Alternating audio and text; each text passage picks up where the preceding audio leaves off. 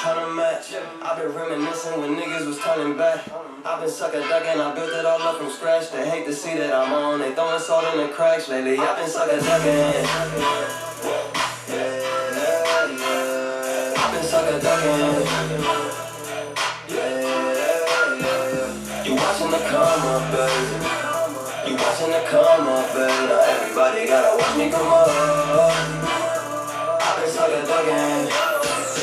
I've been sucker ducking. Built it all up from nothing. They hate to see that I'm on, cause pop out really buzzing. Niggas looking for flavors, they wanna have a discussion, but timing is of the essence. And niggas be out here bluffing. A bitch fit for the guys, I've been working against the odds. They been so concerned how long this bitch gon' drop. That's another G5, landing on the B-side, flying through Long Beach, chilling on the east side. I've been out grinding, in this shit to win this shit, it ain't no rewinding. I'm feeling like nephew, this I'm big time, and I'm thumbing through the paperwork, and yeah, I might sign. You watching the come up, baby. You watching the come up, baby. Now everybody gotta watch me come up. I've been sucker ducking, lately I've been sucker ducking. Sucker ducking. Yeah. You watching the come up, baby. You watching the come up, baby. Now everybody gotta watch me come up. I've been sucker ducking.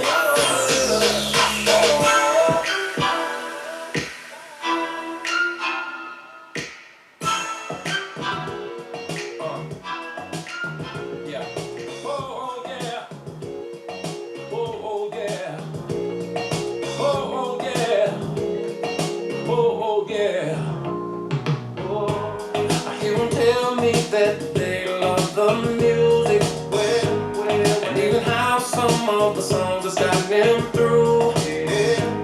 And through the years I've heard nothing but keep doing it. They even say to me I got kids cause of you. Well, here's to all the 90s babies, single mothers and daddy's babies, whether rich or whether poor. This is who this song is for. Born to my music, oh, whoever you are, you were born to my music. Oh, generations, population, you were born to my music. And it's such a blessing, thank you, heaven, born to my music. Oh, I've heard them tell me, boy, you are gifted. And some has even said your music's uplifting. I heard people say that come what may, the king. And it feels so good to hear them say your music has touched me. Well, here's to all the 90s babies, single mothers and daddy's babies, whether rich or rather poor. This is who this song is for. Cause I know that you were born to my music. Oh, whoever you are, you were born to my music.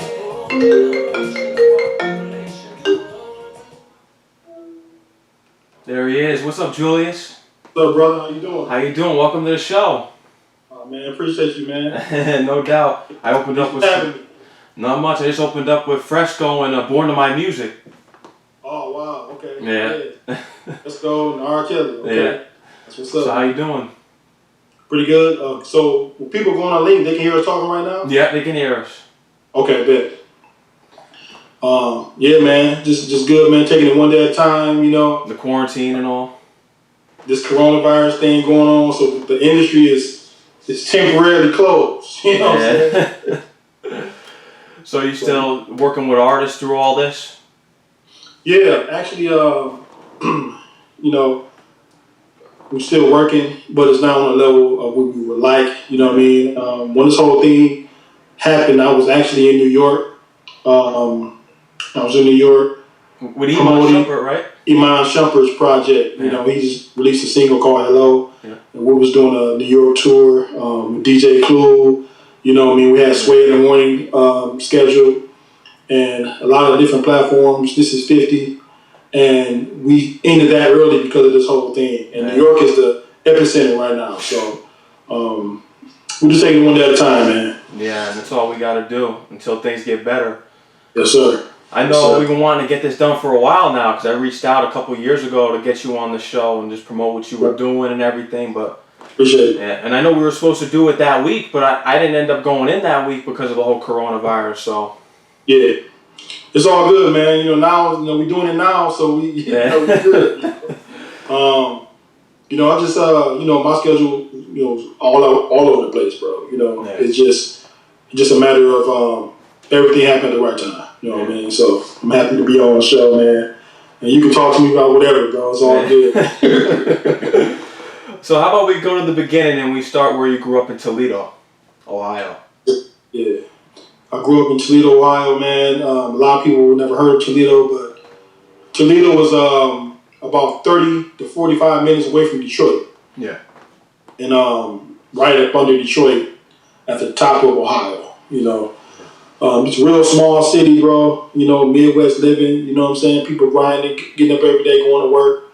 There's not a lot to do there, you feel me? So a lot of people like myself, you know, we spend our time trying to figure out what we want to do as far as our dream, you know what I mean? Mm-hmm. And I come from a very musical family. My mom, she had a gospel group back in the 80s. And they toured with a gospel group that was really famous called the Wineys. Okay, yeah. You heard of the Wineys? Yeah, I've heard of them, yeah. Yeah, so my mom grew up, you know, well, I was growing up, you know, in the 80s. I was a kid, baby. Yeah. And my mom was on the road with them and going to rehearsals. So that's when I got bit by the music bug. You know what I'm saying? Like seeing my mom doing it on another level.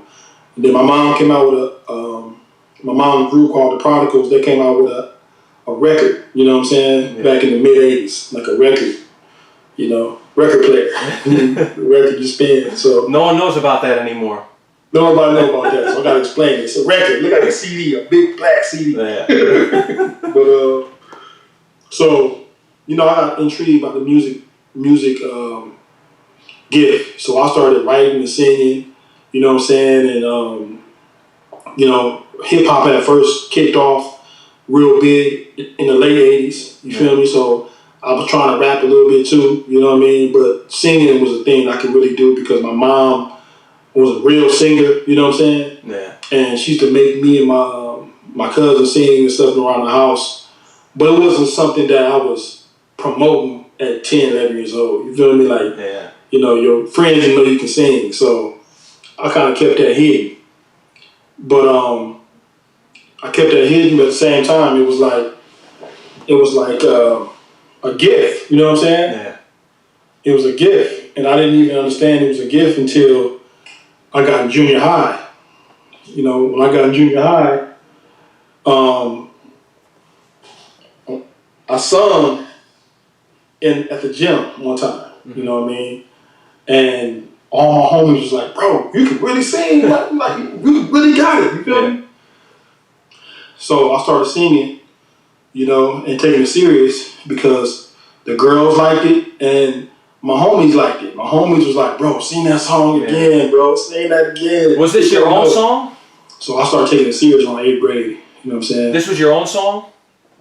No, I was singing, ironically, in junior high, I was singing R. Kelly songs. Okay, you know? What song was your favorite to sing?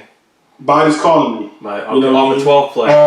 I was singing Body's Calling Me when I was like 12, 13. And I was doing it good, you know what I'm saying? Because I was rehearsing it a lot. So that gave me another level of attention. You know what I'm saying? Where, you know, we all wanted attention back then. Let's keep it 100, you know what I mean? We all wanted identity. We all wanted to be looked at as different or looked at as cool. So I'm the only one that could sing around my friends and, you know, and that gave me popularity, you know, in school. Mm-hmm. So I took that and just kept going with it, man. Yeah. Now, who were some of the hip-hop artists that inspired you when you were rapping and everything? Ice Cube. Well, let me keep it real, bro. I don't want people to research stuff and see it. Like, I never took rapping serious. I never recorded no rap songs. Oh, so you were just doing it for fun, basically? Yeah, but there was some inspirations. Like, hip-hop had just got real mainstream. You feel me? Yeah. Now I'm going to keep it a buck with you, okay? Yeah. I'm going to keep it a buck with you. Hip-hop had just got mainstreams. So my artist that I was really crazy about was Ice Cube, the whole NWA thing, MC Hammer, Yeah. and Vanilla Ice. Vanilla Ice. Yeah. Why Vanilla Ice? Well, Vanilla Ice, man, his album came out, I was about 10. Okay. 10 or 11, you feel me? And his album came out, and I had just saw the Ninja Turtles, you know what I'm saying? Yeah. And Ninja Turtles was popping, and his album was the biggest album in the world. You feel me? Like, I'm just gonna keep it all the way real with you. His album, that song, Ice Ice Baby, was the biggest song in the world. So they played it over and over and over again. Yeah. And Ice Ice Baby was actually kind of clean, so my mom didn't mind me playing it. Oh, okay. You know what I'm saying? Yeah. So I was able to play Ice Ice Baby in the crib and not have to play no gospel music because my mom was a minister. You know what I'm saying? Yeah. So I lived in the hood, but my mom was a minister, so she didn't let me play Ice Cube. You know what I'm saying? She didn't let me play nothing with no cussing. You had to sneak that on the side. I had to, like, even if I was listening to it on the low, even if I was listening to it on the sneak tip, she would, you know, if she found out, it was going in the garbage. You know what I'm saying? Did she ever throw any of them out in the garbage? Yeah, my mom used to throw all kind of stuff out, man. You know what I mean? Like, I had Ice Cube's The Predator album. Oh, yeah. And that was some, like, real street stuff. You feel me? Yeah. And she threw that away. You know what I mean? But you know, Ice Ice Baby, I could play that real loud. So when Vanilla Ice hit the scene with Ice Ice Baby, I liked what he was wearing. And then he was in Ninja Turtles. So I was playing it. You know what I'm saying? I was playing it. I was inspired by it. You know what I mean? I'm just going to keep it real with you, bro. And Ice Cube. And then Snoop came. You know what I'm saying? Then it was Kels. You know, around like 92, I got into Kels music. You know what I'm saying? And the rest was just accumulation of inspirations, you know, to put on me before I really got into the business. Now, what year would you say that you started to get your foot into the business? Man, so that's a whole nother story. So, and I got all day, bro. We can talk all day. Yeah. So I first got my toe in the game. I'm gonna keep it 100 with you. When I was singing, I created a demo tape, right? Mm-hmm. And throughout high school, I took it serious. I did talent shows. I did all that stuff. I took it real serious, but didn't nothing happen from it. You know what I'm saying? Yeah. Wasn't no internet back then. Wasn't no social media. It was just people just liked my stuff. But when I was like 20, 21, I say 21, 22, somewhere around there, I took it serious enough to record an actual project, right? I recorded a project, and I got a job as a security guard. You know what I'm saying? I was a security guard at the Hilton Hotel. And this big tour bus had pulled up, and it was Tyrese. You know what I'm saying? Oh, yeah. So people was tripping, like, oh, Tyrese at the hotel and all that. I was playing cool, like, okay. Bump Tyrese, who was he with? That's what I want to talk to. You know what I'm saying? Yeah. So one of Tyrese's road managers or his driver or something like that was hanging out in the hallway, and I was like, hey man, you know, I ain't trying to bother you, bro, but I got a CD I recorded, all original stuff. I sing, I do R&B. I want you to check it out. You know what I'm saying? He said, okay, well look, we hit the road in the morning, so let me hear it. So I went out to my car and got it. Gave it to him, and that was it. You know what I'm saying? Yeah. So it was all good. But a month later, he called me like, hey, man, we've been playing your music on this whole tour. Oh, bro. Damn. Like, you know what I mean? I want you to really take this serious. I'm about to try to shop your project to a record company. The guy named was Chris Walker. His brother was Bruce Walker, and he worked at Hidden Beach Records. So... and he had his own label. So anyway, long story short, the major label, Hidden Beach, and the label wanted to get involved with me. So they started talking to me, trying to negotiate with me. They started putting me in situations to write for their artists in the industry on their label. And that's how I first got my foot in the game. You know what I'm saying? Yeah. But I didn't get signed because Jill Scott had left Hidden Beach and sued the label. And I think that kind of messed up the situation of signing new artists. So I didn't get signed, and I spent like 2 summers trying to get this deal. I didn't get signed, but that inspired me to get involved with the business, and I started buying books on the business, and I started really studying the business side of it. Yeah. So when I got that going and started reading books and I started going to conferences and trying to figure out what happened, that's when I realized I wanted to be more on the business side. Yeah. Now, what made you want to be a record executive and an A&R? Well, when I put my first project together, and I did my first run of shows, you know what I'm saying? It was so dope, bro. You know what I mean? Keep it real with you. It was dope to see something, an idea come to life, you know what I'm saying? And some people can go look on YouTube. So I had concerts and everything. I was about 100 pounds smaller. I had hair, all that. You know what I'm saying? But what happened was I just, the process intrigued me and excited me more than the payoff. You know what I'm saying? So when I put my project together, I let my mom hear it. God rest her soul. I let my mom hear the project, and she had been hearing me sing my whole life. So she loved the songs and stuff like that. She gave me real good feedback. It was real honest. But she was more into like, so where did you put this together? Who helped you put this together? How did you get it printed? How did you get it on the internet? Like she was on that because she didn't know how to do that.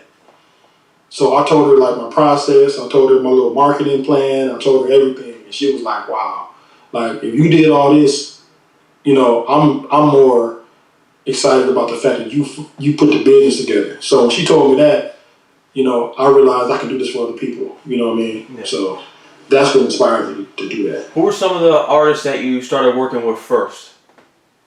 Okay, so. Man, see, you take me back, bro. I like that though. We get all the stories. All right.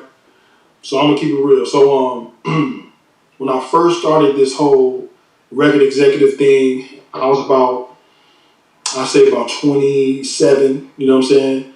27, 28, somewhere around there. I started really looking at myself as a business person, and the first thing I was gonna do, I was gonna put out another album. So I went and invested my money into a studio. You know, I started my label, and I was going to put my own album out. Mm-hmm. But once I built my studio, I sat there. I had already put out 2 projects, and I'm like, I'm about to be 30. Am I really trying to be an artist? You know what I'm saying? Yeah. Like, I did it already. You know what I'm saying? You know, should I spend this time with myself, or should I start working with younger artists? Like, you know what I mean? Yeah. So I decided that I was going to put a team together and start a label on another level to where we started developing other artists and signing artists and everything. Mm-hmm. So the first artist, I'm going to just name some local people, you know what I mean? Y'all can look them up. So the first artist I started working with, her name was Iman Shumpert. She was like a pop kind of singer. She kind of reminded me of Cassie a lot. So I produced and put together her first single. Then I signed a hip hop kid named Felice Sofe. He kind of reminded me of like Kendrick Lamar and J. Cole kind of vibe.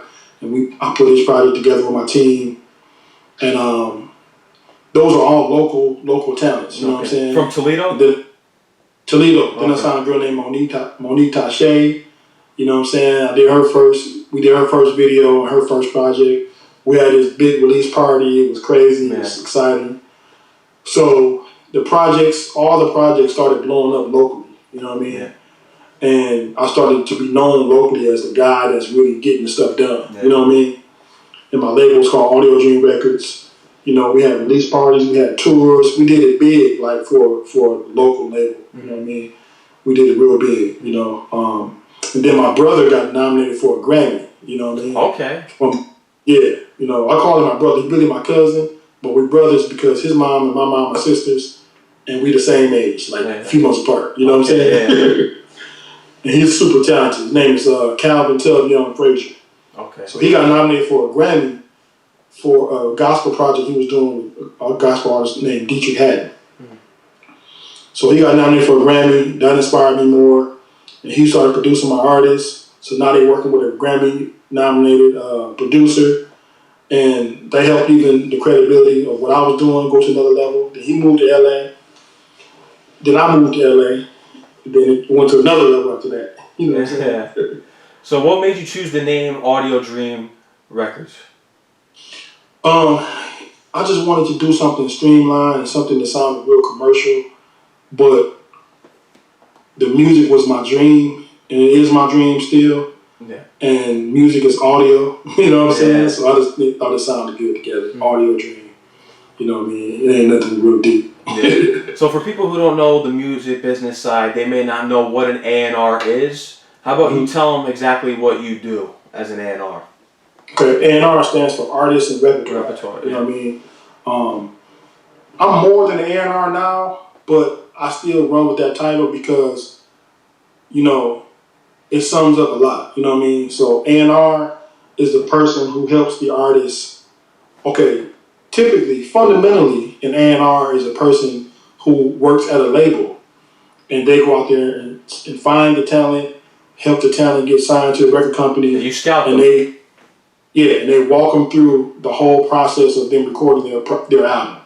They connect them to writers, they connect them to producers, they find the right studios, the right engineers, and they oversee the whole thing, doing the whole process. They use their creative ear and their creative mind to help lead the artist where the artist wants to go. You know what I mean? Yeah. So they're the day-to-day person on the creative level. You know what I mean? That's what an A&R is for a record company. Now, I'm an independent A&R because I don't work for like Sony or anybody like that. I work for my own company. So artists bring me on to give them that same kind of work and that same kind of energy, you know, to help them with their projects. Yeah. How long did it take for you to build up your own company? Well, it's still in the process of being built up, but to keep it real, when I moved to LA and I started working with Wayne Williams, when he was the head of A&R at RCA, and he brought me on as his assistant, that's when I started to get real credibility on this side, you know what I'm saying, the corporate side of the industry. Because DJ Wayne Williams is a highly respected A&R, he's a legendary A&R. He signed R. Kelly, he signed Charlie Wilson, Will Smith, you know what I'm saying, Selena Johnson, he helped Joe, R&B artist named Joe. He was on Still Not a Player by Big Pun. Yeah, you know what I mean? Yep. So Wayne Williams was the president of A&R, or vice president of A&R at RCA, and then he brought me on to be his assistant A&R. Mm-hmm. So when that happened, that's when I started to get more credibility, you know what I mean, as far as someone who's actually working, you know, so. And he put me with him as the guy on the ground for the record company or him to handle all R. Kelly's ins and outs in the studio, you know what I mean? So when that happened, that's when the credibility started to rise and I started to get my foot even closer to where I wanted to go. Yeah. What were some things that you learned from Wayne Williams? Wayne, man, he taught me a lot, bro. He taught me, okay, I'm gonna keep it all the way real. I told my followers I'm gonna keep it G. I'm not gonna be political. So Wayne taught me how to work with R. Kelly. You know what I'm saying? So that's the main lesson. You feel me? So, you know what I mean? Because he was he the guy who signed R. Kelly.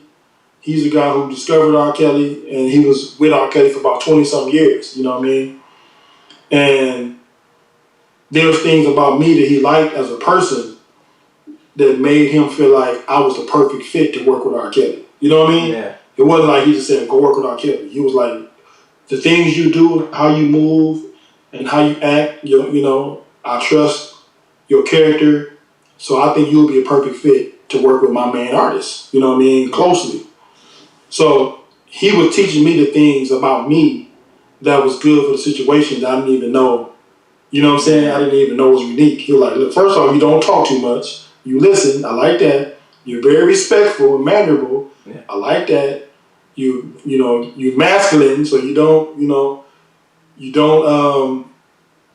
you have loyalty and you have certain things, you know how to follow protocol. I like that, you know what I'm saying?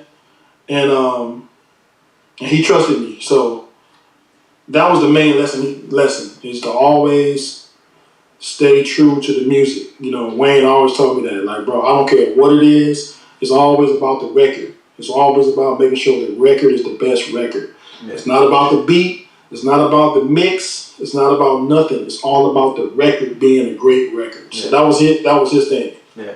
What was that like the first time you were in the studio with R. Kelly? Okay, so when I first started working with Wayne, he didn't put me with R. Kelly immediately. You know what I'm saying? He was testing me out. He was testing my grind. I was working hard. You know what I'm saying? Working real hard. We was in L.A. and R. Kelly was in Chicago. You know, so it wasn't like I was even close to where he was. And when I first started working with Wayne, it wasn't to work with R. Kelly. It was to work with Wayne. It was to work in the industry. You know what I'm saying? Yeah. On that level, you know. Of course, I wanted to get a chance to work with R. Kelly as well, but I didn't even see that as happening no time soon because I was just now getting, you know, my feet wet. You know what I mean? So one day we was in L.A. and Wayne called me. It was like 3 a.m. You know what I'm saying? He called me and he was like, meet me in Hollywood in about 15 minutes. He said, no, matter of fact, I'm gonna come get you. Okay. It was 3 a.m. So I'm like, man, what is this dude talking about, man? So I'm like, what does he want at 3 a.m? This is not like him, because he usually go to bed, you know what I mean? Like, so he picked me up and took me down to State Social Lounge, and R. Kelly was there, you know? And I was surprised, like, wow, what's up, you know what I mean? So right there, he introduced me to Kills, and he was like, all the music and the tracks and the stuff that I've been sending to you came from this guy, and you know, pointing at me. You know what I mean? So he gave me total credit as soon as we met to put me on that level of respect. You know what I mean? Yeah. Because R. Kelly had been working with me indirectly. You know what I mean? Mm-hmm. What year was this? What year was this? What's this? 2020. This was like 2016. 2016. Something like that. Okay, 2016. Something like that. Yeah. You know what I mean? 2015, 2016.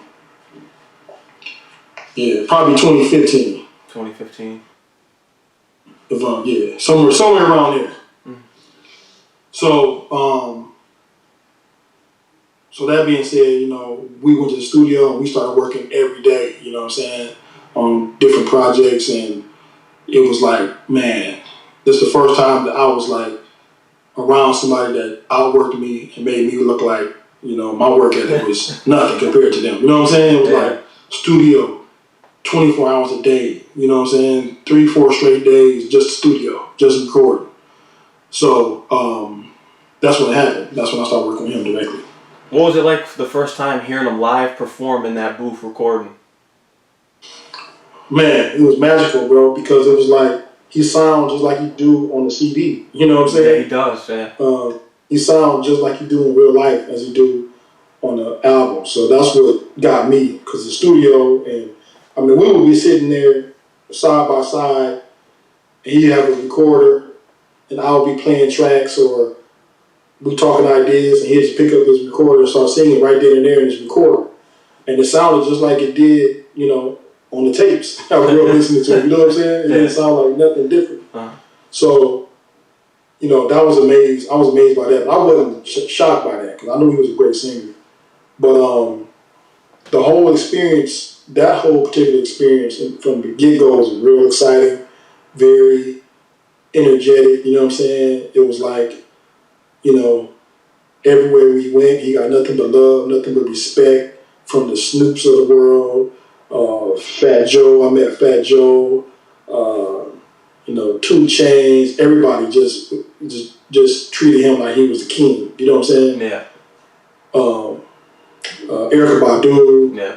You know, everywhere we went, it was like paying homage to the king, you know what I mean? So that took me to another level mentally, to feel that level of respect that somebody on that level respected my ear for music and my talents. You know what I'm saying? And that just helped me gain that confidence. You know what I mean? That I know what I'm doing, and it was lit. You know what I mean? Now, what songs that he recorded in which you worked with him with have we heard that have released? I admit. Okay. That's the main one. You know what I mean? That's the main one. But Born to My Music, that's another one. All the stuff that came out over the last couple of years. You know what I mean? But I admit, of course, was the most controversial. And what was that like? That's a 20-minute song. Okay, well, that situation was like this, bro. He was just telling me like, you know, I gotta let this out. You know what I'm saying? I gotta speak my mind. You know, and I was encouraging him like, look, bro, let's just keep it about music, bro. Don't respond to the media. Don't do no interviews. Just keep it about music. You know what I mean? Like really record your feelings. So I was encouraging him as well to do that. And so I brought him the track. You know what I'm saying? And he started to do things with the track. And he told me, man, come back tomorrow. I'll have something for you. So I said, okay. So I came to the studio the next day. And I admit, at first it was like 3 minutes long. It wasn't 20 minutes. It was like 3 minutes. So I was like, wow. You know what I mean? I'm like, man, keep it going. You know what I mean? He said, keep it going? I'm like, yeah, keep it going, bro. Let's do like Trapped in the Closet. You know what I'm saying? So every day, he let me hear like another 5 minutes he added to it, another 2 minutes, stuff like that, you know. And it was actually longer than 20 minutes, you know what I mean? But we chopped it down, yeah. You know. And it ended up being on Funk Flex top playlist one week too. Yeah, you know, it was the #1 most talked about, controversial, leaked song in the world. You know what I'm saying? For like 2 weeks, bro. You know what I mean? And it wasn't no marketing behind it. I just put it up on my SoundCloud. He put it up on his Instagram page. And the next day he called me like, "What's up, dog? What's going on?" I was like, "Man, it's viral, bro." He said, "What you mean it's viral?" I said, "Bro, it's everywhere." It's viral. But he was really emotional about that though too. He was like, he was felt like, you know, he had really exposed a lot of himself, you know. He cried, you know what I'm saying, you know, when he knew everyone was hearing the song, because he knew he was revealing a lot of stuff, you know, in regards to feelings. So yeah. One thing that I don't understand about the media is that not letting him have his side of the story on things. That's another thing that just... Well, it's like this, you know, it's like this, man. It's always 2 to 3 sides of every story. Yeah. And the world just have to realize they've heard one side of the story. And, you know, people want to demonize him, you know, in regards to allegations and stuff like that. But you sometimes have to take a step back and pay attention to the small details. And the main detail I want people to pay attention to is the fact that if you guys saying this person is that bad, then why have he yet to say anything bad about anybody else? You know what I'm saying? If you're that bad of a person, you don't have that kind of character to really even respect your enemies. And he's respected even his enemies during this whole process. He showed up to court. He's not jumped on no platforms to say anything negative about nobody. He's defended himself as much as he can. He's let his lawyers talk for him. And he showed a great deal of character during this whole situation. So, you know, he's not perfect. I'm not perfect. I'm not going to sit there and say nothing like that. But at the same time, I pay attention to what I see. And I see with him and my relationship with him, I see a guy with a lot of character. You know what I'm saying? A guy who, you know, has been in this game for 30 years and lived a rock star lifestyle. Like, you know what I'm saying? Yeah. You know, you live a rock star lifestyle for 30 years. Anybody can say anything about anybody that's a rock star. You know what I mean? You was in that city during that year and talked to that girl. Man, I talked to 50 girls a day. Like, you know what I'm saying? Like, so that could possibly happen. Anybody can say they talked to somebody who's famous. You know what I'm saying? You know, or been around somebody who's famous because their job is to be around people. Their job is to entertain thousands of people a week. You know what I mean? With their music. So if anybody can say they've been with somebody or been around somebody who's famous, And with social media, of course, it's real dangerous because one person can say something about me, and then 500 people can say the same thing based on what I said. Yeah. So I'm just saying for people to sit back, pray, stay positive, you know what I mean? And he's going through his process right now, what he's going through. And, let that be that. But from my standpoint, me working with him, me knowing him personally, I've never seen him break no laws. I've never seen him abuse no women. All the thing I've ever seen him do is send grown women to the store to buy clothes and buy food and stuff, you know what I mean?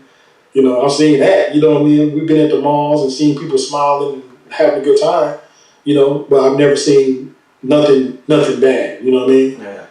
Because I would be the first one to get the heck up out of there if I see anything like that, you know what I mean? But he's been good to me, so I just pray for him. I love him. Yeah. Now, would you say that he's a better performer live than he is in the studio? It's on stage at a concert? In the studio, put it this way, bro. In the studio, live, wherever he at, he's great. You know what I'm saying? Yeah. It's a show every time. You know what I'm saying? But live, it seems like you get a different level of energy when you get on stage. You know what I'm saying? I will say that. His energy level goes to another level. He turns into R. Kelly live. You know what I mean? Yeah. In the studio, he's Robert in the studio. But live, he's a whole nother beast. You know what I'm saying? So I have seen the transition. You know what I mean? One time we was in, I think, what city we was in? I want to say St. Louis. And, when we drove down there, it was cool. We stopped at cigar lounges and we was in chill mode. You know what I mean? Before we got to the concert venue. You know what I'm saying? Yeah. When we get to the concert venue, he goes into the dressing room and comes out a whole different person. You know what I'm saying? Yeah. A whole different energy. You know what I mean? And went on stage and did a crazy show. So I do see the difference. You know what I mean? What was the concert like when you went to the Keith Sweat tour? What was it? The Keith Sweat tour, I think? Oh, okay. So I was in Chicago in the studio with Kells. And we was working, and he got a phone call, and somebody told him that they would like for him to come down and make an appearance. And it was Keith Sweat's tour. Keith Sweat and Tank was on tour at a concert venue, and it was just me and Kells. We got in his little 3-wheeler. I don't know if you seen his 3-wheeler car he got, and we got in his 3-wheeler. I think we had like a couple homies following us. I don't even think, we had a couple of homies following us. We drove up there and it was nothing but respect, man. Like, Neil came and ran into the car like, Kels, what's up, man? What's up, man? You know what I'm saying? Tank ran up, you know what I'm saying? Paying his respect, like respecting the king, you know what I mean? Keith Sweat, he invited us to his dressing room, which was actually it was like a trailer. His trailer. Yeah, that's the word. His trailer. And we ate food in his trailer, took pictures. Keith Sweat was real cool. You know what I'm saying? And it was a good vibe, man. You know, he got on stage, shut it down.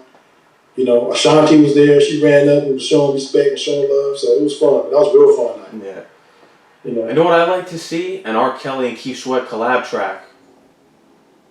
Man, one thing about Kells, man, he always say he's at his best when he's wanted. You know what I mean? So if he wasn't going through this stuff, you know what I mean, I'm pretty sure he would be open to that. You know what I mean? He was always in creative mode. Like, any ideas that came to him, that was dope, you feel me? He loved to just work with other artists and work with other geniuses, you know what I'm saying, and create. So he was always very humble when it come down to the music, you know what I mean? Like, he was never like Hollywood. I can come to him and say, hey, I got this artist, he ain't famous, he ain't got no money, but he want to do a record with you. He'll first say, okay, let me hear it.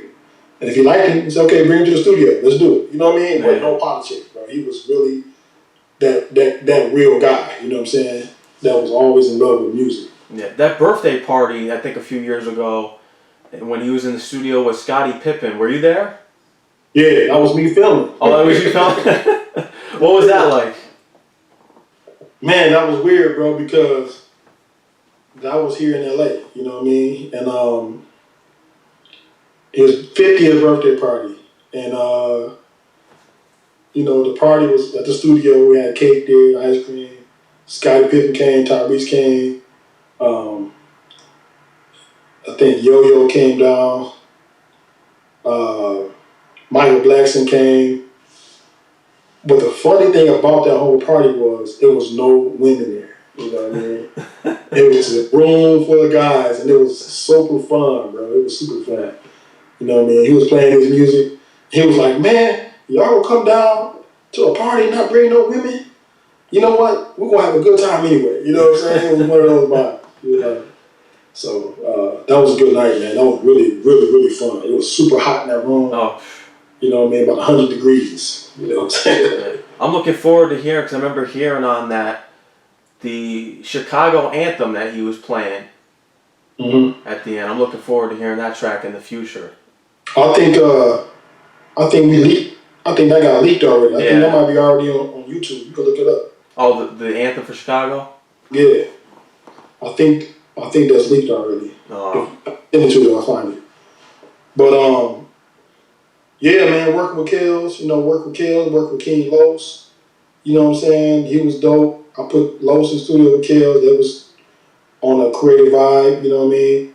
A lot of people, I started working with Jeremih because of R. Kelly.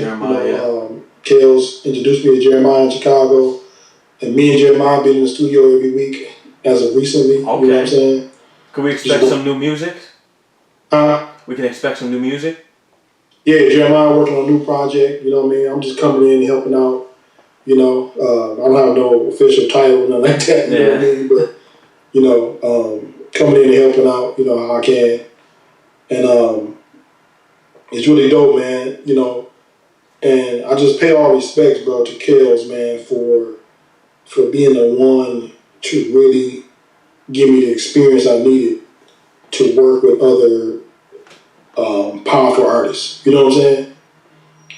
He gave me the experience I needed and gave me the knowledge I needed on that level of creativity to really get out there and have the confidence and the wherewithal to really keep going. You know what I'm saying?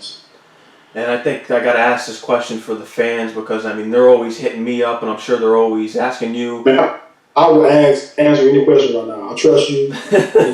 I'm not. So, and I only do interviews, bro. So I trust you, man. So go ahead, fire away. All right. So this question is, when can we expect the upcoming album? Because I remember you made an announcement that he had a double album or something in the bag. Mm-hmm. When can Martin's album? Yeah. Okay, the album was supposed to come out November 12th, 2019. You know what I'm saying? So the albums are done. You know what I mean? But of course, he's in this situation right now.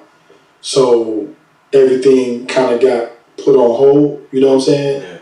Yeah. And the situation on a business level was, there were other priorities besides just putting his music out, like his well-being. You know what I'm saying? So I'm actually gonna revisit that scenario, you know what I mean, and hopefully have an answer. But right now, my main focus has been trying to make sure everything happens when he says he wants to happen. You know what I mean?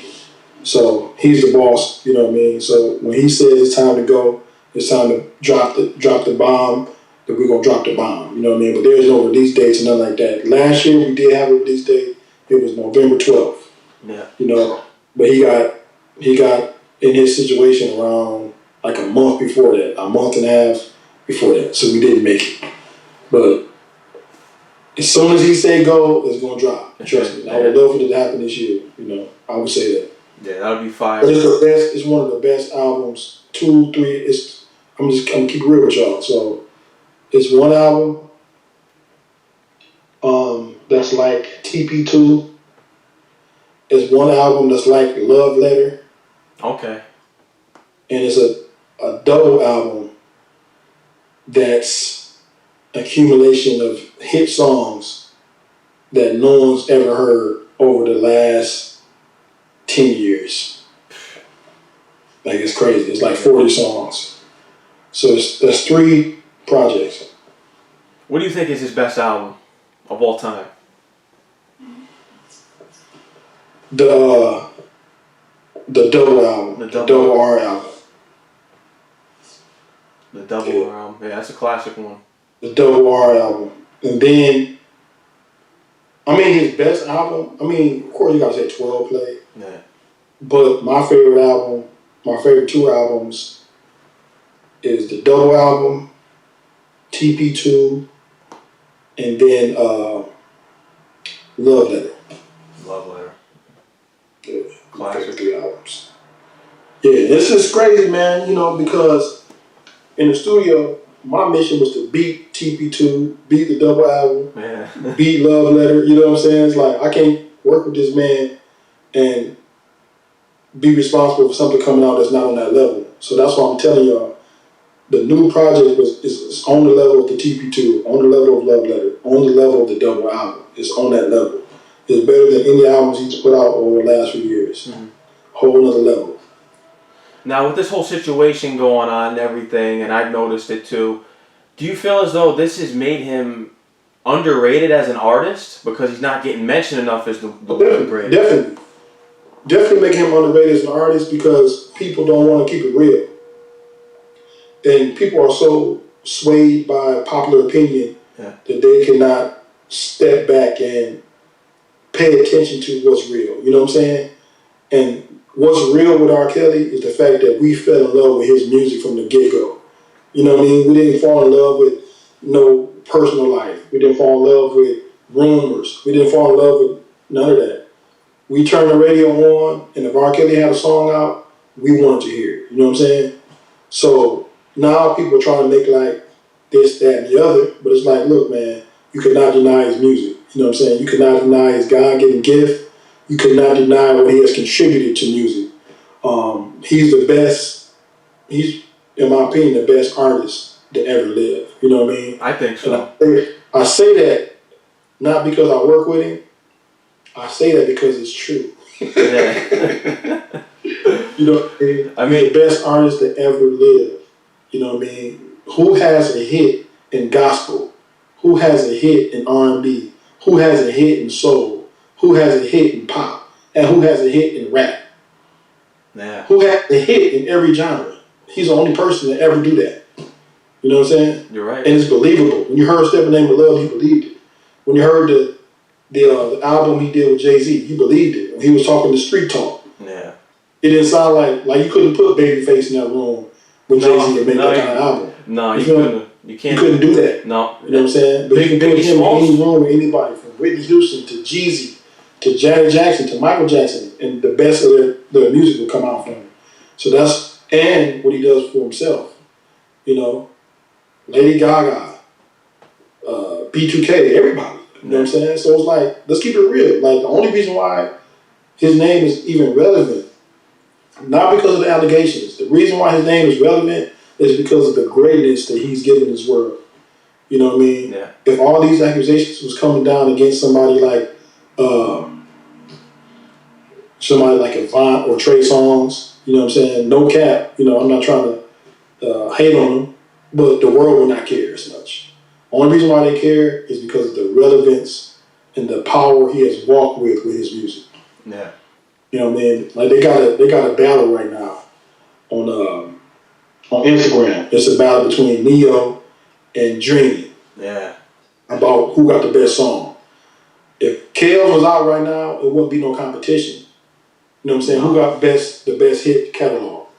Because the Dream, first off, as great an artist as he is, as great of a songwriter he is, he pays homage to R. Kelly as being his big bro. You know what I'm saying? Neo, as great as songwriter he is, he used to open up for R. Kelly. You know what I'm saying? Yeah. So it's like, come on. We know who the king is. You know what I mean? But people don't want to talk about it because of politics. And it's not John Legend either. Huh? It's not John Legend either. Yeah, John Legend, you know, these guys could not walk with R. Kelly musically. It's not even close. And there's no disrespect, you know what I mean? John Legend, very talented artist. John Legend can give you the best John Legend music. You know what I'm saying? Yeah. But John Legend couldn't give you a Biggie hit. You know what I mean? He probably could give you a song with Biggie and stuff like that, but something about R. Kelly Doesn't have the same effect. All these artists, he transfers the energy of the artist and the environment to the music. So if it's some street stuff, it's street. If it's gospel, it's gospel. It's not. He's a chameleon. You know what I mean? Yeah. With his music, so that's what makes him the best to me ever. And we sit around as music critics and we call Biggie Smalls the greatest in hip hop. Look who he picked to have on his album. You said what now? Look who Biggie Smalls picked to have on his album. You know what I mean? Biggie gonna pick the best. You know what I'm saying? And and that single was it Effing You Tonight? Yeah. You know what I'm saying? And I don't be cussing on here, man, because I got my daughters and stuff watching me, so. But it's funny, they hear me cussing in real life. But anyway, Biggie, he knew who the GOAT was back then, you know what I'm saying? So, Jay-Z, when he did the album Best of Both Worlds, people don't realize the Best of Both Worlds album is what put Jay-Z on. Like, Jay-Z was Jay-Z, he was making moves, but the Best of Both Worlds situation put him on another level. And his career went skyrocketed after he collaborated with Kels. Yeah. Because Kels was doing arenas before Jay-Z. You know what I'm saying? Yeah. He was.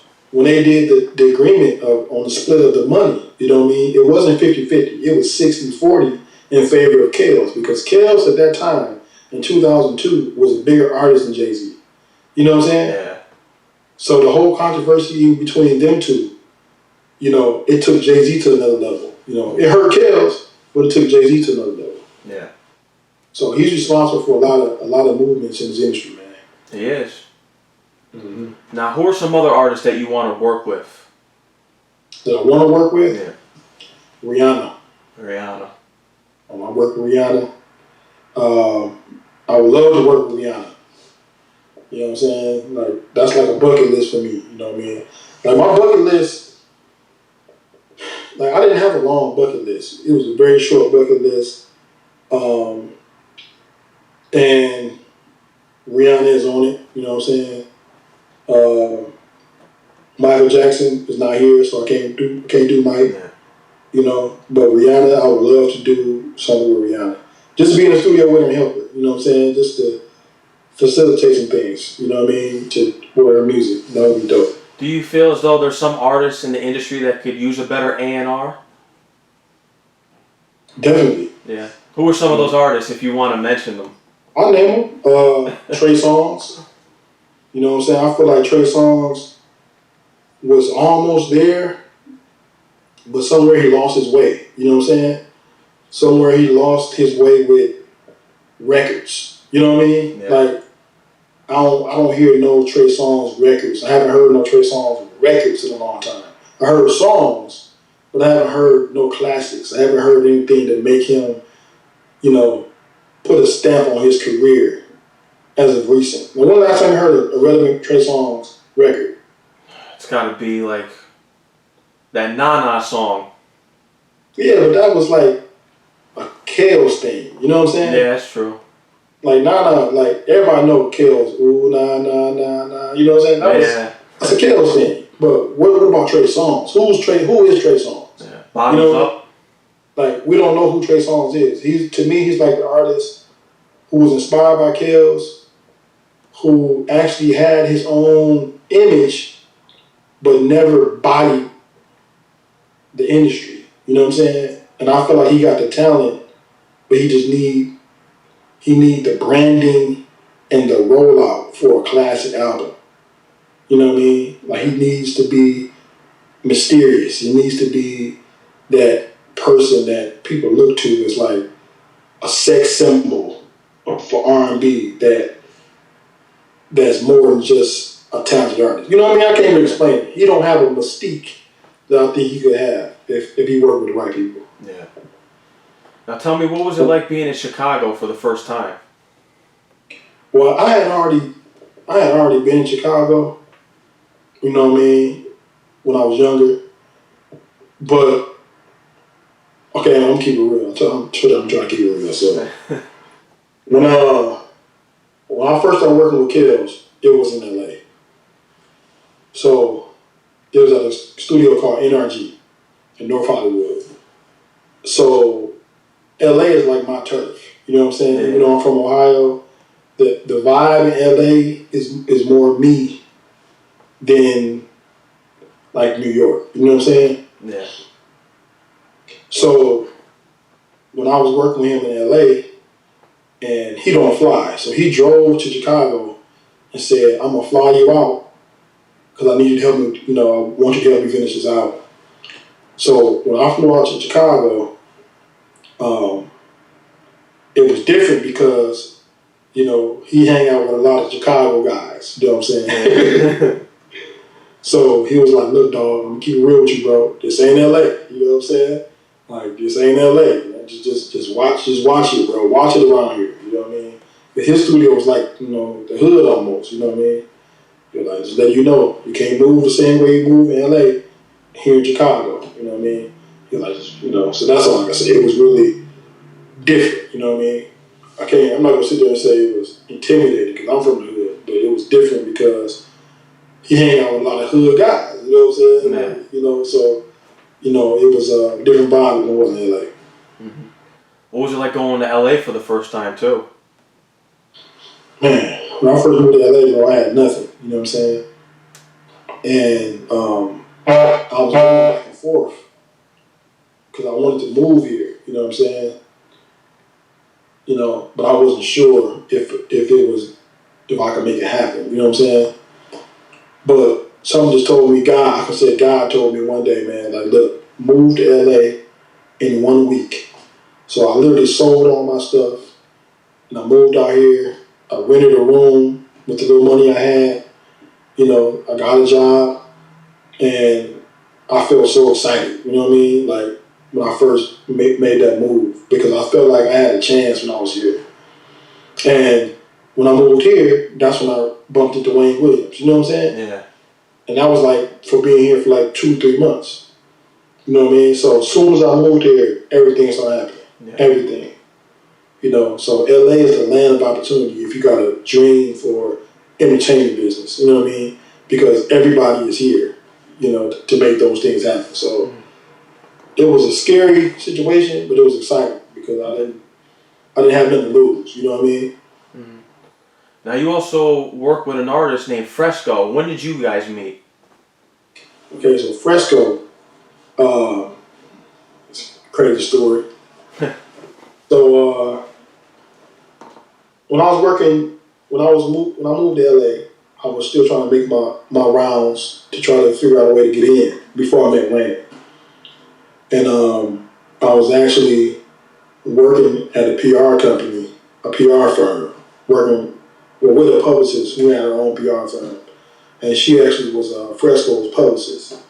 And she saw how I moved and heard my ear for music and kind of did her homework on me and said, "Hey, I want to introduce you to this artist I'm doing PR for. He could use your talent," you know what I mean? And I met Fresco and I liked his energy, I liked his vibe. And he had, managers and stuff around him, you know what I mean? Gangsters around him. I'm keeping it real, you know what I'm saying? And, they was like, "Who's this dude?" You know what I mean? So I told them who I was. I told them, "Look, man, I'm just here to help. I love the dude. I love his talent. How can I help?" So I started helping them with ideas on the business side and started help organizing what they were doing, like a label, you know what I mean? So they started paying me. So Fresco's manager started paying me because they really loved my ideas. They loved the sense of structure I was bringing to the table. So they started paying me very well, you know what I mean? And they helped me with my bills and everything like that. And while I was working with Fresco's first project, that's when I met Wayne. And when I met Wayne, and he put me in touch with Kels, I let Wayne hear Fresco. Wayne liked Fresco. So Wayne told R. Kelly about Fresco. And then that we got in the studio. So me and Fresco just built a strong relationship. I played many roles with Fresco. I played manager, I played A&R, brother. You know what I mean? He's one of the artists that I'm working towards really doing some things for once I get some things in place. You know what I mean? But I think he's very talented. He's one of those guys that can really blow up to be an icon. You know, if he gets the right everything, you know, put it in the right perspective. Mm-hmm. You know, as far as everything surrounding his music. Mm-hmm. What do you think is that distinct quality that Fresco has that can make him blow up into an icon? Swag. Got swag, like swag and personality. You know what I mean? His personality is very. He's a real great dude. You know what I'm saying? Very humble, but he got a real cool spirit. You know what I mean? Real cool swag. You know what I mean? He carries himself well as a young man. He really knows how to perform. You know what I'm saying? His performances are very professional and entertaining. You know, he got a real dope voice. You know what I mean? But his character is what I think will take him to the next level. Because he's definitely a character. He definitely got that cool swag energy. You know what I mean? Yeah. So that's what I think will take him to another level. Yeah. I know where I play the records at St. John's University in Queens, people liked it. I got good feedback from playing it. Appreciate it, man. Yeah, Fresco got it, man. He one of those guys that just need the right platform. You know what I'm saying? Yeah. You know, and you know, he got records, he got everything. It's just that one shot. And going back to R. Kelly. So told you I'm gonna keep it real in this interview, bro, because I got people watching, and I can't. I gotta, you know, loosen up. So Fresco was supposed to blow up by now. You know what I mean? Fresco, when I was working with Kels started producing Fresco. Okay. You know? Yeah. And then R. Kelly was going to drop Fresco's first single featuring R. Kelly. And it's a banger, you know what I'm saying? So right before we released this single, this whole Lifetime documentary thing happened. Here we go, yeah. So Fresco hit me up, and we was like, man, what we gonna do? And as a person who's advising artists, first I'm like, look, bro, let's just put it out. Let's put the music out. But all due respect, I wanted him to have a start to where it wasn't a whole bunch of controversy around his first record. You know what I'm saying? You know, I want him to have the respect of people appreciating him and the collaboration and the music, and not just say, you know, he got a record with R. Kelly. You know what I mean? So we decided to hold off on the record because it was a situation to where everything was going on at the time, and we just put pause on it. You know what I'm saying? Until we got to a better place to release the music. Mm-hmm. Now, what can we expect? But that's what happened. You know what I'm saying? You know, a lot of people was waiting on Fresco to drop. You know, his project is produced by R. Kelly. You know what I mean? So it's like we got to a place to where the release date we had to change because the release date was around the same time they dropped that Lifetime documentary. You know what I'm saying? Yeah. I can only imagine. This thing is just, oh my God, it's ruining lives out here. Ruining lives. But you know, God is good though, man. God is good. Yeah. And, you know, I don't have no regrets. You know what I mean? Everything happens for a reason. You know what I'm saying? I stay positive all the time.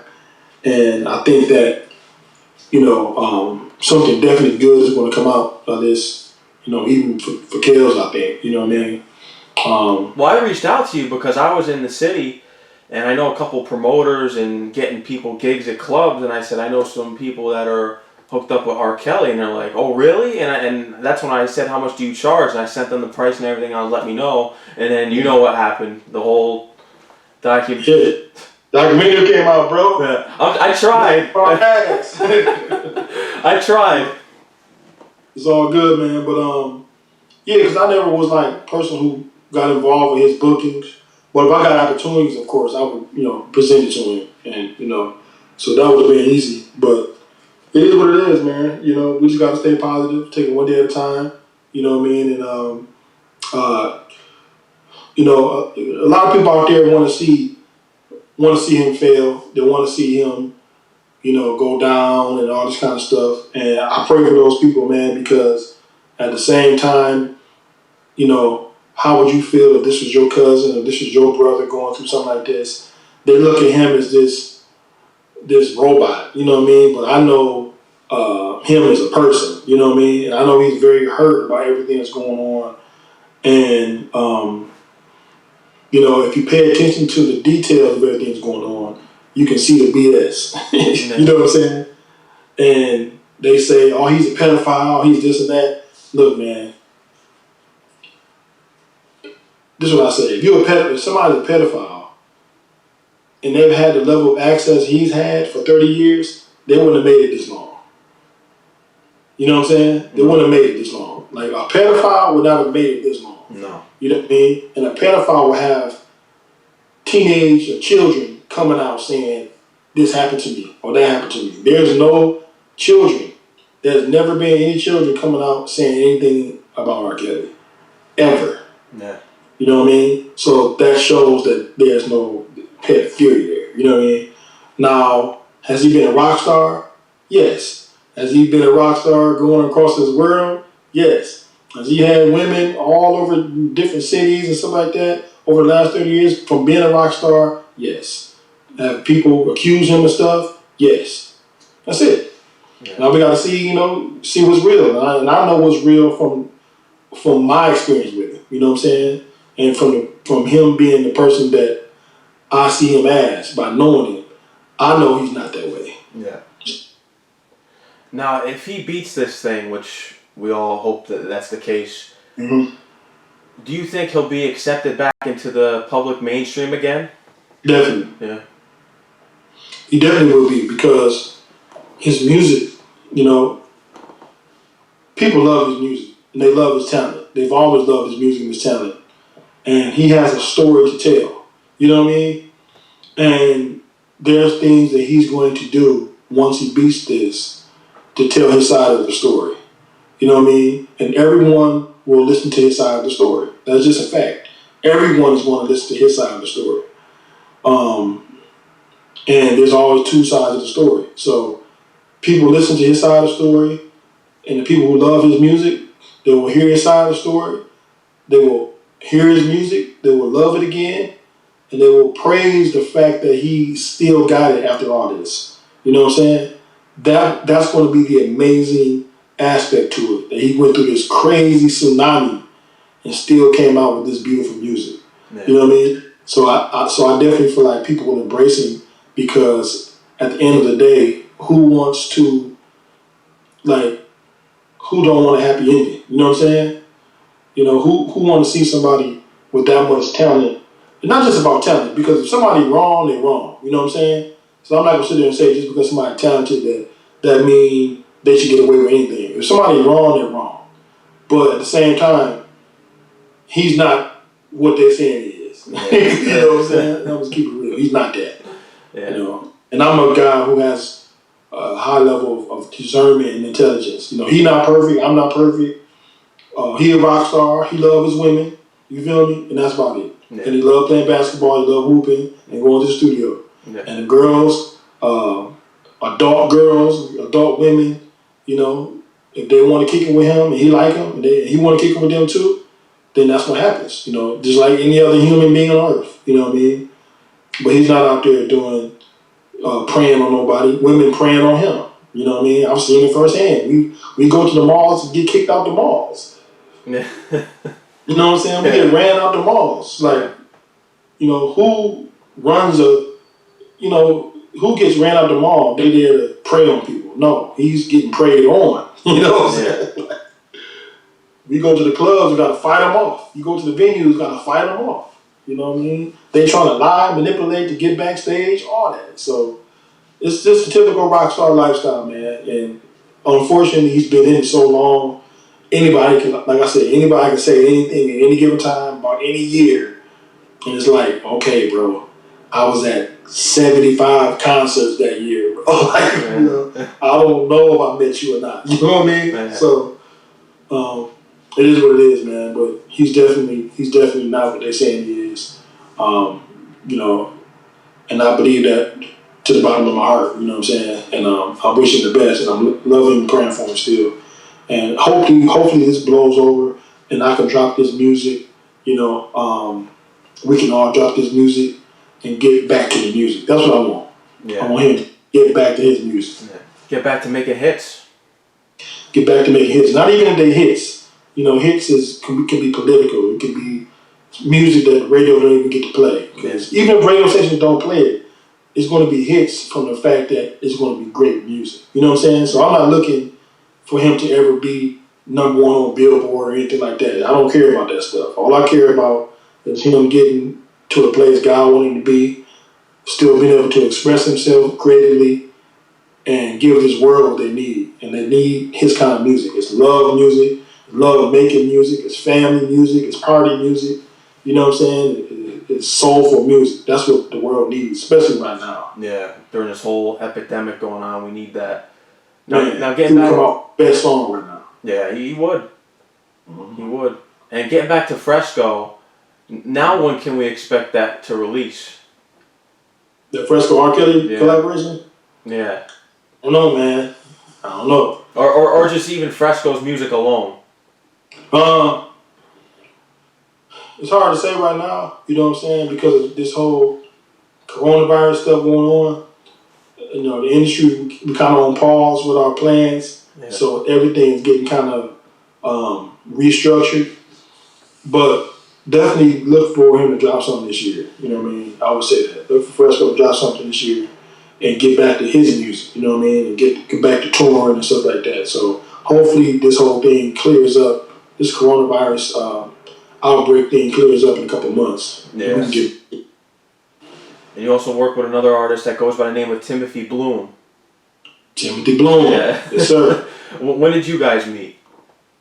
Timothy Bloom is a genius, 2-time Grammy winner. Yeah. I met Timothy Bloom through my cousin, my brother Calvin Young Frazier.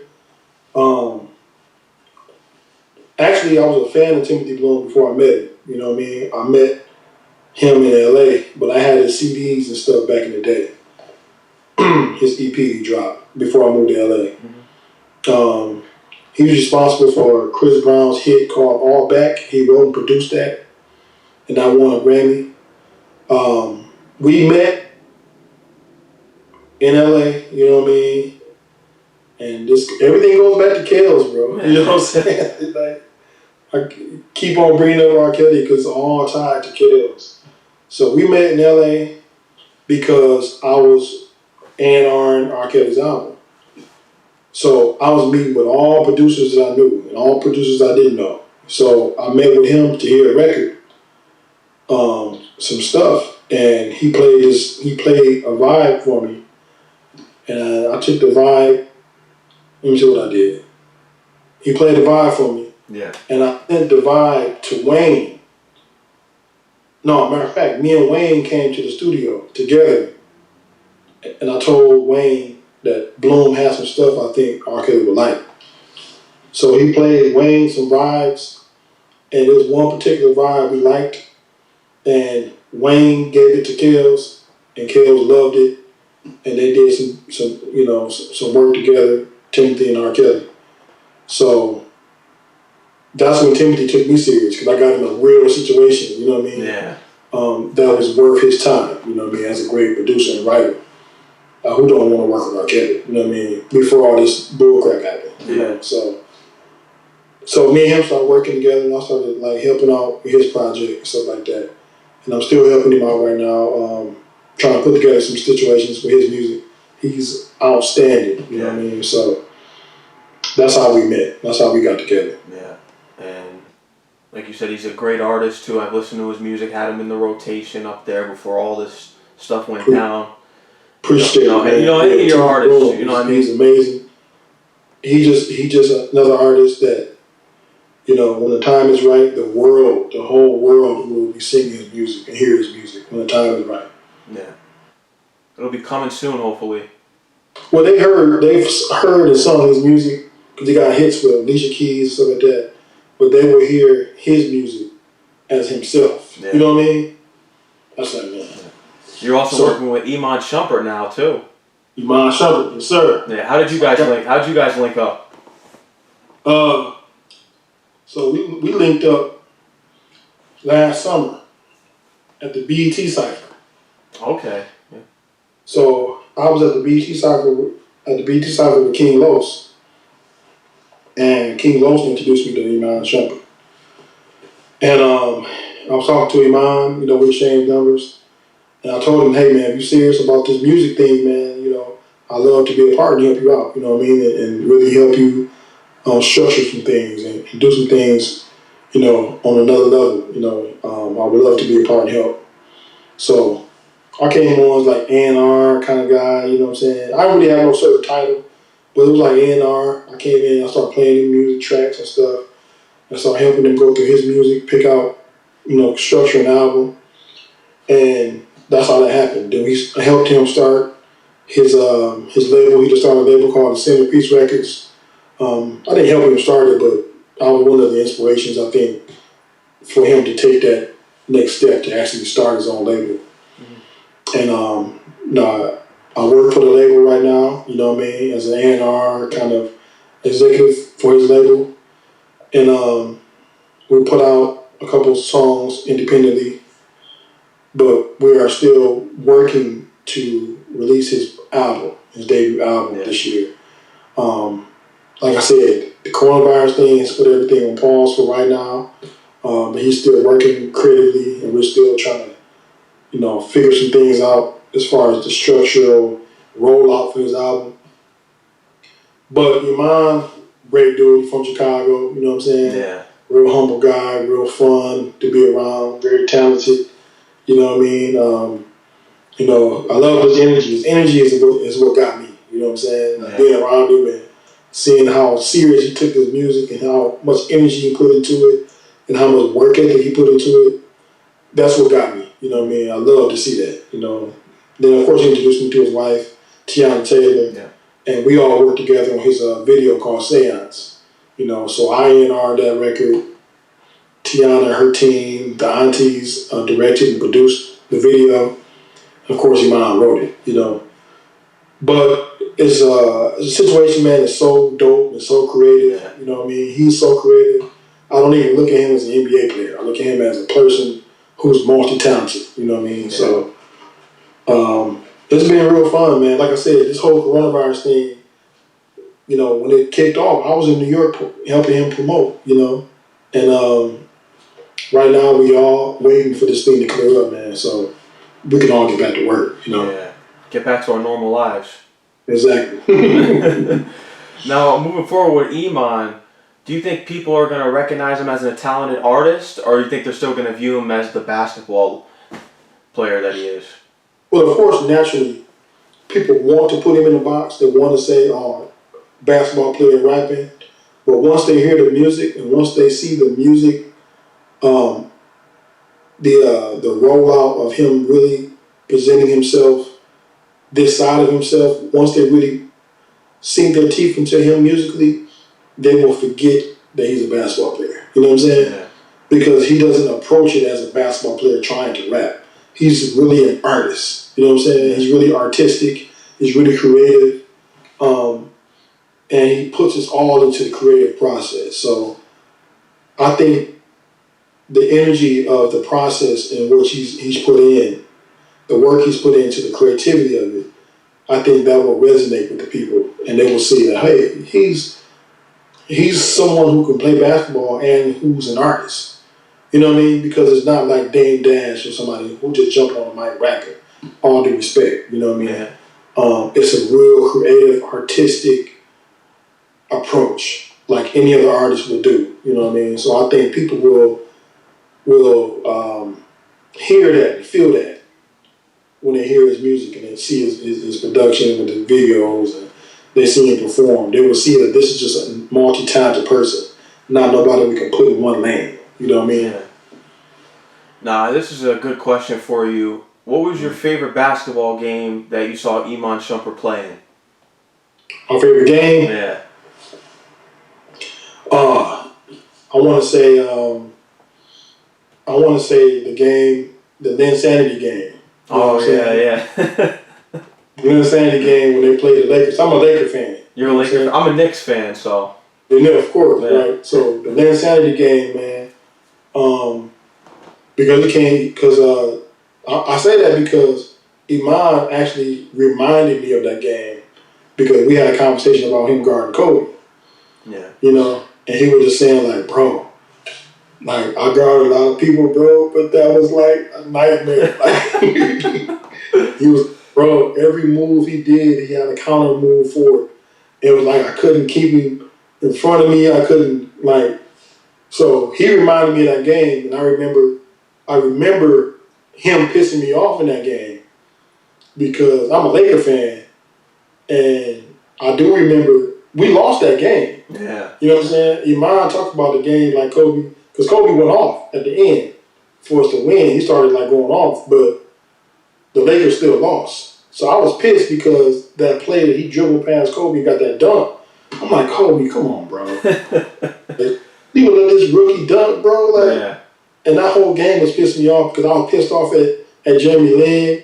You know what I'm saying? Like, who is this guy? Yeah. This Asian guy just out of nowhere start playing like he an MVP. Like, Yeah. what is going on? You know what I'm saying? We can't even get no wins. You know what I'm saying? We were struggling at the time for some reason. Like, we was like, not struggling, but we was like losing games we shouldn't lose. You know what I mean? Yeah. So that was my favorite game that I remember of him because, you know, he talks about a lot too. You know what I mean? Yeah. So, And you saw that in the video that went viral. I think it was at Hot 97. He told the Kobe story. yeah, I was sitting right there, man. It's just, you know, he tell that story because this the thing, man, that amazes me is because, you know, I'm a big guy. You know what I'm saying? I'm 6'2", about 280. You know what I'm saying? Yeah. You know, I'm a linebacker type of guy. You know what I mean? And I'm at Iman's house, and we playing around horse playing a little bit.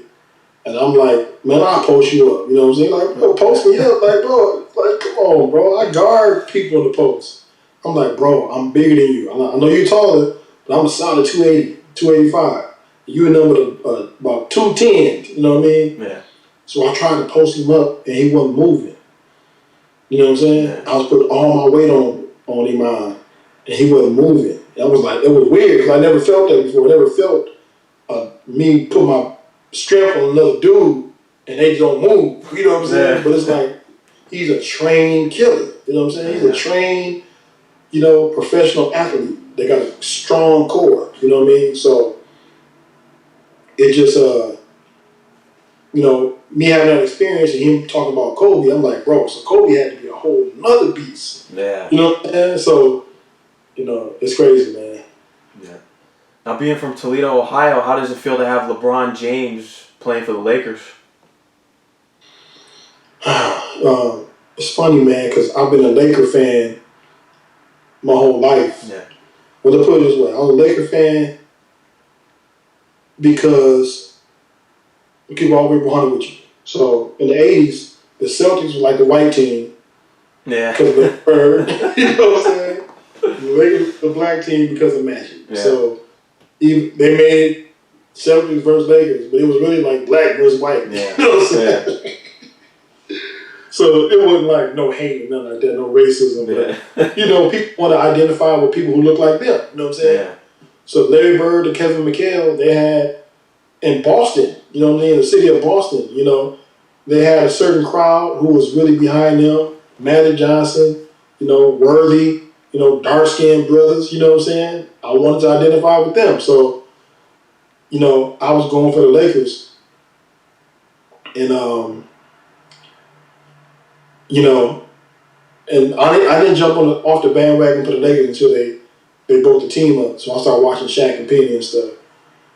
But when LeBron came on the scene, I was excited, and I was like, bro, we got a dude from Ohio that's a beast. You know what I'm saying?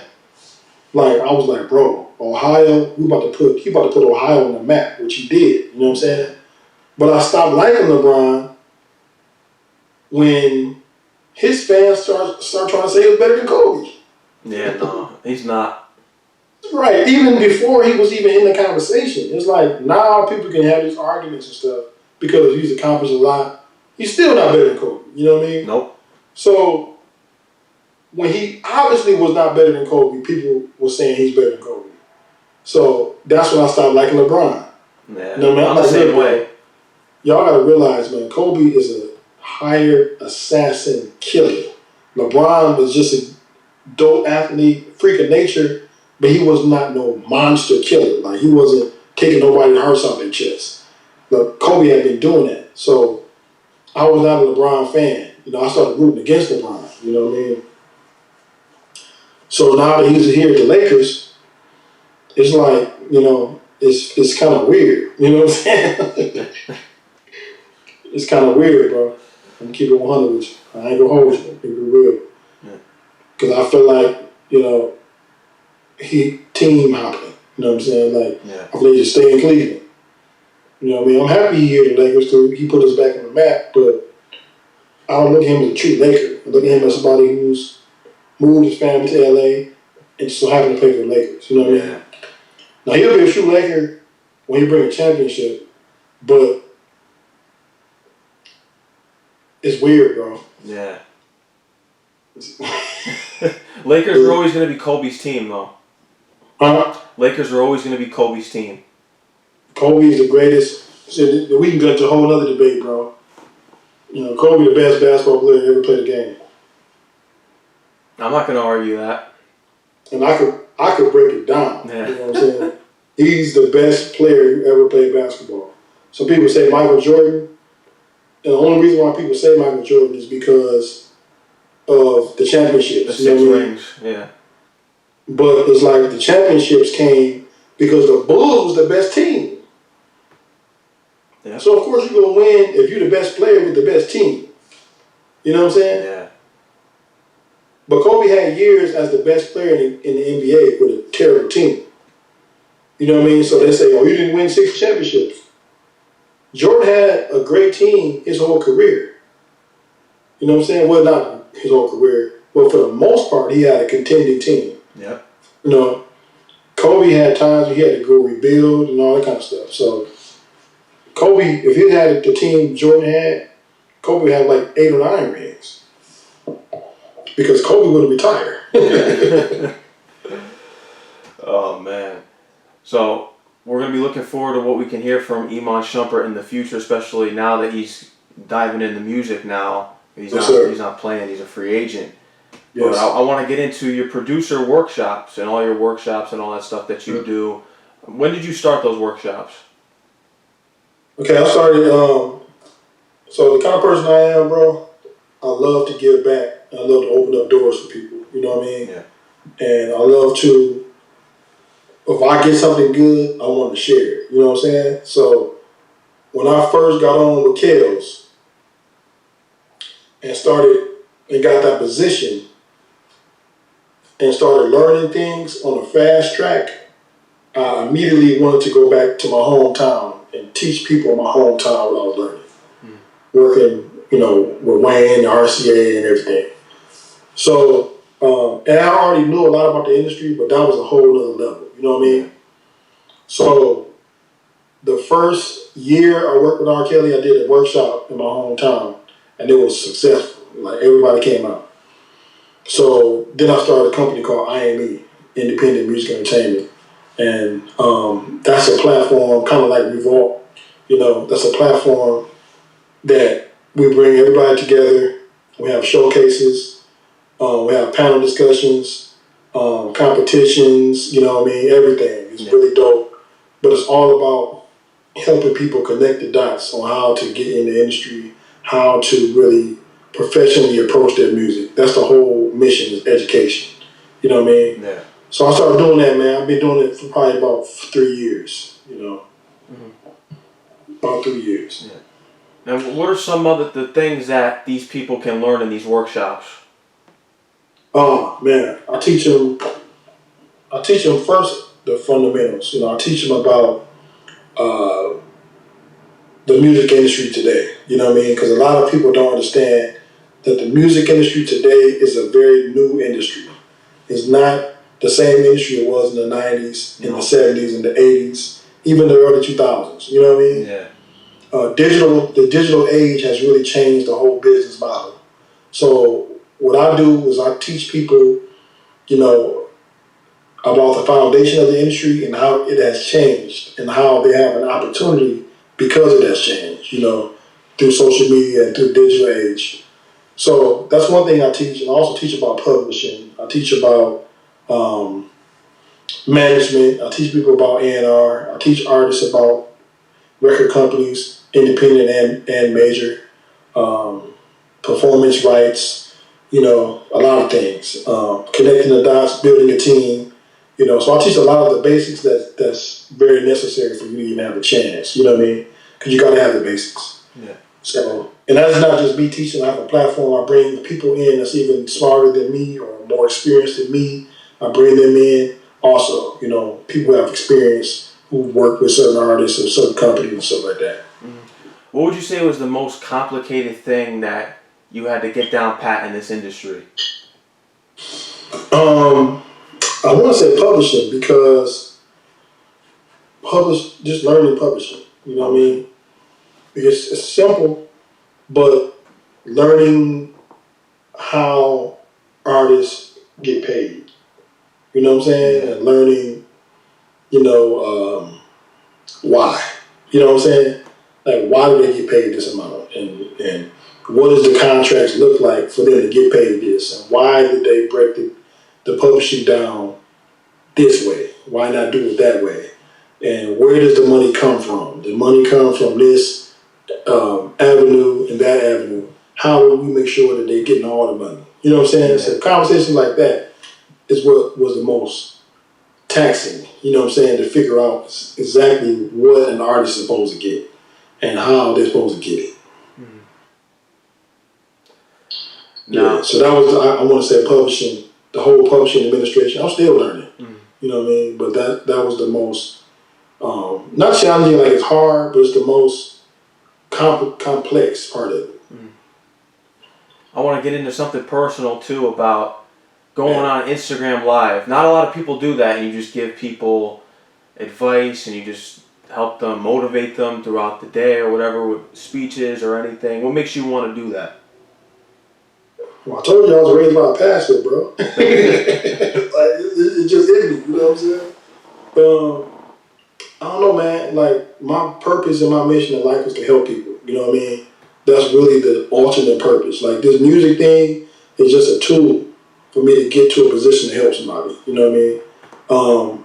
I've had situations in my life where I was able to help somebody, and it made me feel it's a feeling that you could not get doing nothing else.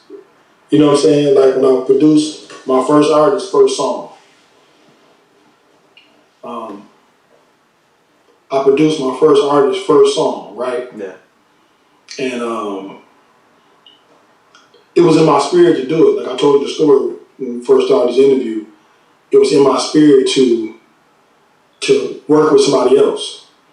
And I started working with this artist. I put her first song out. She started getting so much positive attention. And not too long after that, her mom passed. You know what I'm saying? And the one thing, her mom was sick at the time too, as we were working. But one thing she wanted to do before her mom died was show her mom that she could do it.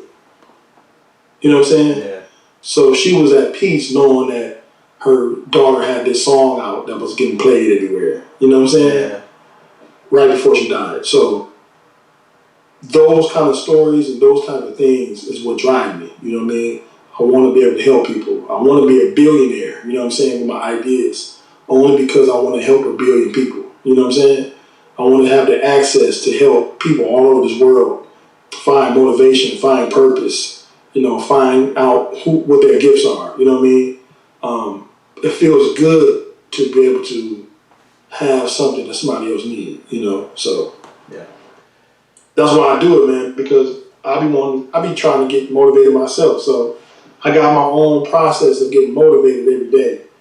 So sometimes I go through my process of motivating myself, and I got so much energy bottled up, I gotta tell somebody else. You know what I'm saying? So that's why I do it. And I also want to get into the fact that you don't only just want to do this in the music field of things. You want to get into technology. If you can elaborate on that too, that would be great. Yeah, I can't tell you my ideas, but I can tell you I got some tech startups that I'm working on, 2 of them. And they're going to change the game. You know what I'm saying? I got into tech because, Steve Jobs is one of my heroes. You know what I'm saying? I love Steve Jobs. I read his books. I studied and watched his documentaries. He reminded me a lot of myself, you know what I'm saying? From a standpoint of somebody who's very obsessive. And I'm a very obsessive person, you know what I'm saying? Yeah. I'm not as mean as he is, you know what I'm saying? Yeah. But he was the way he was because of his life. You know what I mean? He was coming from a very hurtful place in his life, and he used that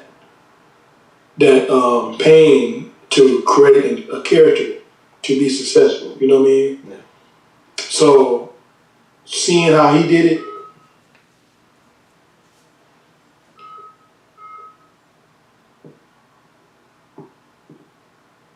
somebody called my phone. Oh.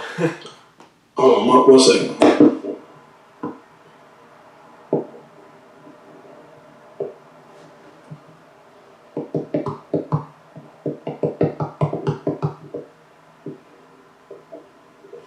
Yeah, but seeing how he did it,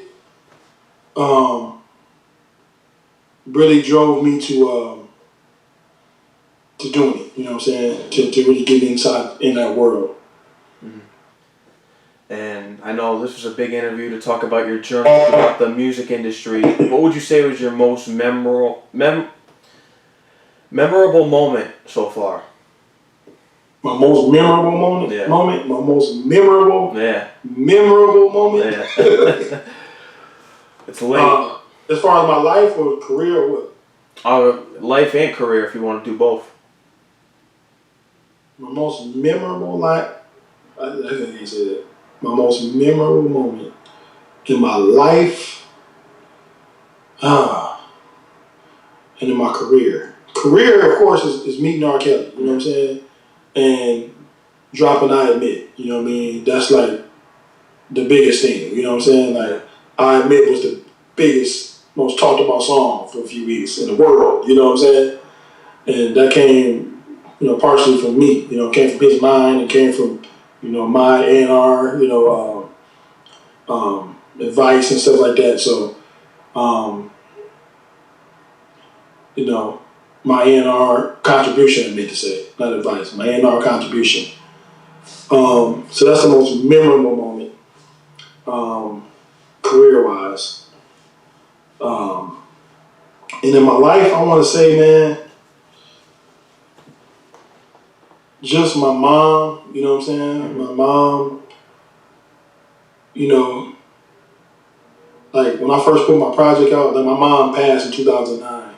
My condolences. I appreciate it. My mom was my biggest cheerleader, you know what I mean? But, yes.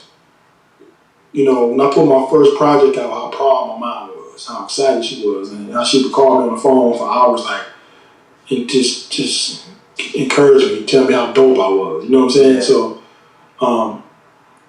and me and my mom worked on this play. I'm gonna say this. Me and my mom worked on the stage play, called Black Friday. It was a gospel stage play. After I put my music out, so we started working together creatively. Yeah. We put together this stage play, and it was sold out for 2 days straight. You know what I mean? So, and my mom was like, we worked on this thing, sun up, sun down, and it sold out 2 straight days, and then we did it again. You know what I mean? So and it was, the whole play was involved with my whole family. My whole family was actors in the play, and it was a drama. It was successful. So that's probably one of my most memorable moments. Memorable moments. Yes, that's one of them. Yeah.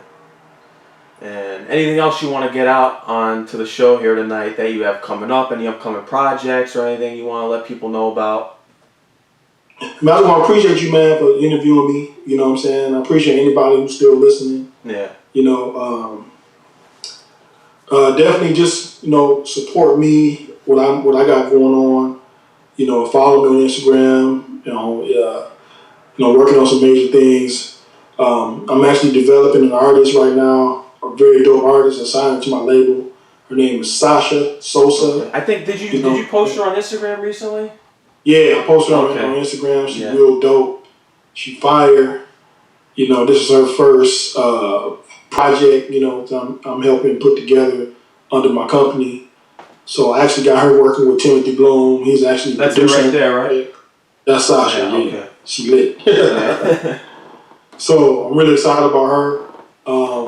Right now, of course, with all this stuff going on, there's not much we can do as a company as far as all the things we were planning on doing as far as promotions and stuff like that. But I want people to pay attention to her because as soon as this thing is clears up, we're going digital. You know what I mean? Yeah. We're going stupid. We're really going to be pushing her music. So look out for that, man, and just continue to support me and continue to support your platform. Yeah. And let's keep it positive, man, and keep the energy going. That's mainly. Yeah. And tell them where they can follow you on Instagram and Twitter. Julius Darrington. Yeah. You know what I'm saying? Julius Darrington. Darrington. Follow me, and I got some things I'm going to be coming out with. You know what I mean? I'm going to be talking more about this technology that I'm working on pretty soon. But the main focus right now is Iman's project, and Sasha Sosa's project, and those are the things I'm actually working on currently on a music tip. Yeah.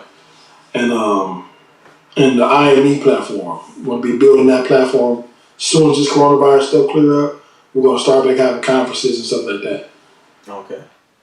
And anytime you want to send some records through to me, I'll get it played whenever. If you want them to call in. I know there's a few artists that you want to have call into the show. There was someone that you want to reach out to me about, and I want to get that scheduled. Working with King Los, right? Yeah. We can get that scheduled, and I have free time now because of the whole coronavirus. So yeah. All right, let's do it, man. I appreciate you, bro. Let's do this again, man. Yeah, no doubt. Like especially when things get back to normal. When you're in New York, stop by the station. Yeah, definitely. You know what I'm saying? So I appreciate you, man. And so can I hear this interview? Oh yeah. I'm gonna post this right after. I'm gonna do the editing and put it up on YouTube and my website. I'm gonna send you the link. I'm gonna post a clip of it on Instagram tonight and get it going. Post the juicy stuff. Yeah. I'm not gonna be out here twisting words. I'm not like that. I know that. It's all good. Because I know you don't do too many interviews, and I'm not like that. Like my third one I've done. You know what I'm saying? Because I just don't trust a lot of people. You know what I'm saying? I don't blame you. I've done interviews before, but only the third one I've done when I openly talk about R. Kelly. You know what I mean? Yeah. So I appreciate you for being somebody that I feel like I trust. So, like I said, let's do it again, man. Yeah. Anytime and whenever you're ready to do it again, you got more stuff to promote. I'll be in touch. Yes, sir. All right, man. All right, take 100. care and stay safe. All right. Yes, sir. All right. Have a good night too. You too. All right. Take care.